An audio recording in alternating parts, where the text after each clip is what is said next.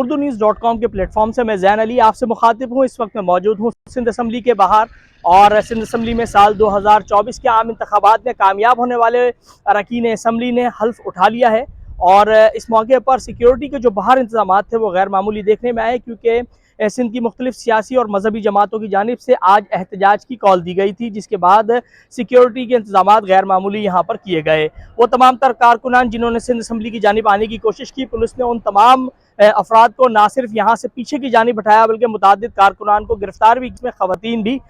شامل ہیں۔ اعلیٰ حکام کی جانب سے صبح یہ بتا دیا گیا تھا کہ دفعہ 144 جو ہے وہ نافذ ہے، اور اس صورتحال میں کسی کو بھی احتجاج کی اجازت نہیں دی جائے گی۔ ساتھ ساتھ جو سیاسی جماعتیں ان کا یہ موقف ہے کہ اس انتخابات میں مبینہ طور پر دھاندلی ہوئی ہے اور ان کا مینڈیٹ جو ہے وہ چوری کیا گیا ہے، جس کے خلاف وہ سراپا احتجاج ہے، اور احتجاج کرنا ان کا جمہوری حق ہے جسے انہیں روکا جا رہا ہے۔ اس وقت کی اگر بات کی جائے تو سندھ اسمبلی کے باہر تو کارکنان موجود نہیں ہیں، البتہ Karachi press club, Sharah Faisal, passport office اور جو ہائی وے ہیں کراچی حیدرآباد ہائی وے، وہاں پر جو ہے وہ مختلف سیاسی جماعتوں کے کارکنان موجود ہیں، اور وہ سراپا احتجاج ہیں۔ ان کی جانب سے دھرنے دیے گئے ہیں، مرکزی شاہراہوں کو بلاک کیا گیا ہے۔ پولیس کا یہ کہنا ہے کہ ان کے پاس واضح طور پر یہ احکامات ہے کہ جہاں بھی لا اینڈ آرڈر کی سچویشن ہوگی وہاں سختی سے نپٹا جائے گا۔ دوسری جانب اگر اسمبلی کی کارروائی کی بات کی جائے تو آج اسمبلی کی کارروائی جو ہے وہ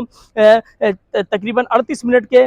تاخیر سے جو ہے اسمبلی کا اجلاس شروع ہوا، اور تمام اراکین نے یہاں پر حلف اٹھایا۔ جن اراکین نے حلف اٹھایا انہوں نے سندھی، اردو اور انگریزی زبان میں